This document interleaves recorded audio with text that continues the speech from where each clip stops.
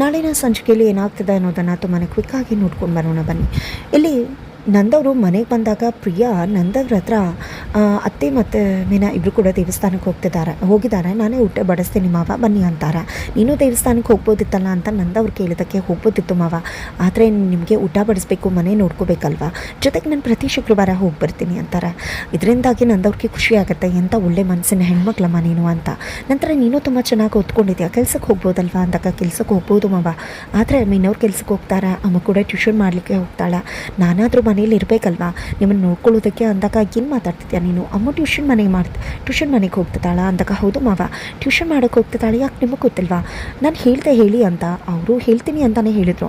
ನಾನು ಇಷ್ಟೊತ್ತಿಗೆ ಆಲ್ರೆಡಿ ಅತ್ತೆ ಮತ್ತು ಮೀನವರು ನಿಮ್ಮ ಹತ್ರ ಟ್ಯೂಷನ್ ವಿಷಯ ಹೇಳಿರ್ಬೋದು ಅಂತ ಅಂದ್ಕೊಂಡಿದ್ದೆ, ಆದರೆ ಇನ್ನೂ ಹೇಳಿಲ್ವಾ, ಅಯ್ಯೋ ಈ ಬಾರಿ ಕೂಡ ನಾನೇ ನಿಮಗೆ ತಿಳಿಸ್ದಾಗ ಆಯ್ತಲ್ಲ ಮಾವ, ಇದರಿಂದಾಗಿ ಖಂಡಿತ ಅವ್ರು ನನ್ನ ಬಗ್ಗೆ ತಪ್ಪು ತಿಳ್ಕೊಂಡು ಬೇಜಾರು ಮಾಡ್ಕೋತಾರೆ ಮಾವ, ದಯವಿಟ್ಟು ಕೈ ಮುಗ್ದು ಕೇಳ್ಕೊತೇನೆ ಮಾವ, ನಾನು ಹೇಳಿದೆ ಅಂತ ಹೇಳಬೇಡಿ, ಇದರಿಂದ ಮನೆ ಓಡ್ತೋಗುತ್ತೆ ಮಾವ ಅಂತ ಪ್ರಿಯಾ ಹೇಳಿದಾಗ ಸರಿ ಆಯಿತು ಬಿಡಮ್ಮ ನೀನು ಹೇಳಿದೆ ಅಂತ ಹೇಳೋದಿಲ್ಲ ಅಂತ ಹೇಳಿ ನಂದವ್ರು ಹೇಳ್ತಾರೆ. ತುಂಬ ಅಂದರೆ ತುಂಬ ಸಿಟ್ಟು ಮಾಡ್ಕೊಂಡಿದ್ದಾರೆ. ಈ ಕಡೆ ಗಿರೀಶ ಮತ್ತು ಮೀನಾ ದೇವಸ್ಥಾನದಿಂದ ಬರ್ತಿದ್ದಾಗೆ, ವಲ್ಲಭ ಮತ್ತು ಕೇಶವ ಮನೆಗೆ ಬರ್ತಿದ್ದಾಗೇ, ಜೊತೆಗೆ ಇಲ್ಲಿ ಅಮ್ಮ ಕೂಡ ಟ್ಯೂಷನ್ ಮುಗಿಸಿ ಬರ್ತಿದ್ದಾಗೇ ನಂದವರು ಎಲ್ಲರನ್ನ ನೆನೆಸ್ಕೊಂಡು ಪ್ರಶ್ನೆ ಮಾಡ್ತಿದ್ದಾರೆ. ಒಮ್ಮೆ ತಪ್ಪು ಆಯಿತು ಅಂದಾಗ ಆ ತಪ್ಪಾಗಿದೆ ಅಂದಮೇಲೆ ಅದನ್ನು ತಿದ್ಕೋಬೇಕೇ ಹೊರತು ಮತ್ತೆ ಅದೇ ತಪ್ಪು ಮಾಡೋದಲ್ಲ.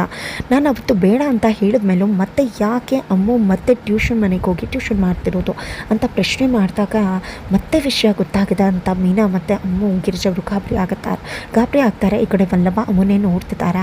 ಈ ಕಡೆ ಮೀನಾ ಅದು ಮಾವ ಇಲ್ಲಿ ಅಮ್ಮ ಬೇಗ ಕಾಲೇಜ್ ಮುಗಿಯತ್ತೆ, ಅವ್ಳಿಗೂ ಹೆಲ್ಪ್ ಮಾಡಬೇಕು ಅನ್ನೋದಿದೆ ವಲ್ಲಭಂಗೆ, ಅದೇ ಕಾರಣಕ್ಕೆ ಟ್ಯೂಷನ್ ಮನೆಗೆ ಹೋಗಿ ಟ್ಯೂಷನ್ ಮಾಡ್ತಿದ್ದಾಳೆ ಮಾವ ಅಂದಾಗ ಏನು ಮಾತಾಡ್ತಿದ್ಯಾ ಮೀನಾ, ಇದೆಲ್ಲ ನಿನ್ನಿಂದಾನೇ ಆಗ್ತಿರೋದು, ಈ ಮನೇಲಿ ನೀನು ಬರೋಕ್ಕೂ ಮುನ್ನ ಎಲ್ಲ ಸರಿಯಾಗೇ ಇತ್ತು, ನೀನು ಬಂದ ಮೇಲೇ ಎಲ್ಲ ಎಡವಟ್ಟಾಗ್ತಿರೋದು, ಎಲ್ಲರೂ ಕೂಡ ಮಿತಿ ಮೀರಿ ನಡ್ಕೋತಿರೋದು, ಇದಕ್ಕೆಲ್ಲ ಕಾರಣನೇ ನೀನು ಅಂತ ಹೇಳಿ ಮೀನಾ ಮೇಲೆ ಗೂಬೆ ಕೂರಿಸ್ಬಿಡ್ತಾರೆ ನಂದವರು.